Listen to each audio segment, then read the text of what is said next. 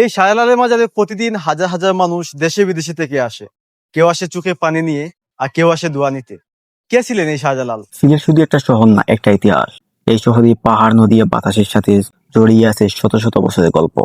আর সেই ইতিহাসে সবচেয়ে বড় নাম হযরত শাহজালাল ইয়ামানী। তিনি কে ছিলেন, কেন সিলেটে এসেছিলেন, আর কেন আজও এই মাজারে হাজার হাজার মানুষ ছুটে আসে? আজকে এই ভিডিওতে জানাবো হযরত শাহজালালের জীবন, সিলেট জয়ের ইতিহাস আর মাজারকে ঘিরে থাকা সত্য আর বিশ্বাসী গল্প। হযরত শাহজালাল এর পূর্ণ নাম শেখ শাহজালাল উদ্দিন ইয়ামানী।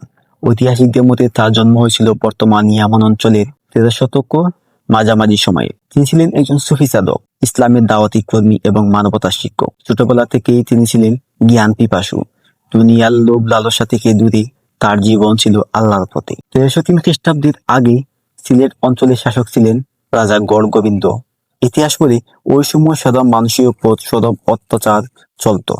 ধর্মীয় স্বাধীনতা ছিল না, বিশেষ করে মুসলমানদের উপর নেমে আসত নিপীড়ন। এই পরিস্থিতিতে ত্রিপুরা মুসলিম শাসক সিকন্দর শাহ শাহজালালের কাছে সাহায্য চান। হযরত শাহজালাল তার অনুসারী সুফিদের নিয়ে সিলেটের পথে যাত্রা শুরু করেন। ওই অনুসারীরা ইতিহাসে পরিচিত 300 শাহজালালিয়া নামে। 1303 খ্রিস্টাব্দে রাজা গড়গোবিন্দ হযরত শাহজালালের কাছে পরাজিত হন। এর মাধ্যমে সিলেটে ইসলামের প্রতিষ্ঠার যাত্রা শুরু হয়। কিন্তু এই জয় শুধু তেলোয়ার দিয়েছিল না, এই জয় ছিল আদর্শ, নৈতিকতা আর মানবতা। সিলেট জয়ের পর হযরত শাহজালাল কখনো রাজকীয় জীবনযাপন বেছে নেননি। তিনি থাকতেন খুব সাধারণভাবে। ধনী গরিব, শাসক শোষিত সবার সাথে একইভাবে মিশতেন। তার জীবন ছিল নীরব শিক্ষা, কথার চেয়ে কাজেই ছিল তার দাওয়াত। ঐতিহাসিক সূত্র অনুযায়ী 1346 খ্রিস্টাব্দে হযরত শাহজালাল ইন্তেকাল করেন। তার ইচ্ছা অনুযায়ী তাকে খুব সাধারণভাবে দাফন করা হয়। পরবর্তীতে ভক্তদের ভালোবাসায় এই স্থানটি মাজার হিসেবে সংরক্ষিত হয়। আজও এই মাজার সিলেটের হৃদয়ে একটি পবিত্র স্থান।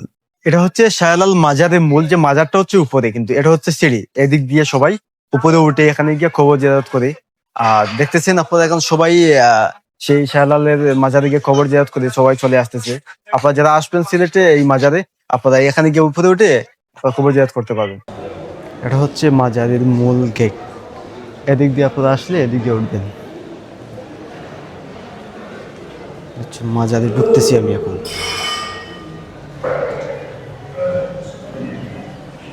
ভিতরে আসলে ক্যামেরা দিয়ে ভিডিও করা আসলে নিষেধ থাকার কারণে আমি আপনাদেরকে দেখাতে পারিনি। আমি সেই ভিতরে উঠে কবর জিয়ারত করে আসলাম। আসলে খুবই দুঃখজনক, আপনাদেরকে দেখাতে পারলাম না ভিতরে সেই ভিতরের অংশটুকু। এখানে আসলে নিষেধ থাকার কারণে কাউকে ভিডিও করতে দেওয়া হয় না। মাজার চত্বরে বিশেষ এক ধরনের কবুতর দেখা যায়, এদের বলা হয় শাহজালালি কবুতর। কথিত আছে শাহজালাল সিলেটে আসার সময় এই কবুতর সাথে করে নিয়ে এসেছিলেন। মাজার এলাকায় কবুতর মারা নিষিদ্ধ, নিয়মিত খাবার দেওয়া হয়। আজও মানুষ এসে দেখে কবুতর গুলো নির্ভুল ঘুরে বেড়ায়। এই শাহজালাল মাজারের সবচেয়ে আকর্ষণীয় একটা জিনিস হচ্ছে কি শাহজালালের কবুতর। এই কবুতর গুলা সত্যি দেখতে অনেক সুন্দর। মানুষ এখানে আসলে সবার আগে এই কবুতর গুলা দেখে, এগুলা খাবার খায় সারাদিন। এই কবুতর গুলা কয়েক মন ধান খায় থাকে। এদের জন্য বাসা করা হয়েছে, এদিকে বাসা আছে, কিন্তু প্রতি মাসে 2 বার করে বাচ্চা দেয়। আর এগুলা একটাই নামে পরিচিত, এগুলো হচ্ছে শাহজালালি কবুতর। এগুলো হচ্ছে শাহজালালের ঢেক। এই ঢেকে মানুষ দূর দূরান্ত থেকে এসে দান করে তাদের মনে আশা পূরণ হওয়ার জন্য। তাদের আল্লাহ যেন তাদের কবুল করে। এখান দেখেন একজন চাচি কিন্তু তাদের আশা পূরণ হওয়ার জন্য দান করতেছে। আসলে এই শাহজালালের সবচেয়ে আকর্ষণ হচ্ছে এখানে মানুষ তাদের যে মনে আশা পূরণ হওয়ার জন্য দান করে এবং মোমবাতি নিয়ে মোমবাতি জ্বালায়। এখানে 3টে ডেক আছে, একটা দুইটা হচ্ছে ছোট ডেক, একটা হচ্ছে বড় ডেক। এই প্রতিটা ডেক গুলা কিন্তু মানুষ প্রতিদিন টাকা দিয়ে তাদের সেই মনে আশা পূরণ হওয়ার জন্য দান করে যায়। শাহজালালের মাজারের একটি বড় পুকুর রয়েছে।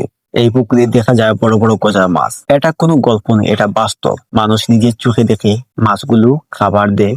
এই দৃশ্য অনেকের মনে রহস্য জন্ম দেয়। অনেকে মনে করে মাছ কবুতর বা কবর থেকে কিছু চাইলে পাওয়া যায়, কিন্তু সত্য হলো শাহজালাল কখনো এটা শিক্ষা দেননি। তিনি শিখিয়েছেন চাওয়া শুধু আল্লাহর কাছে।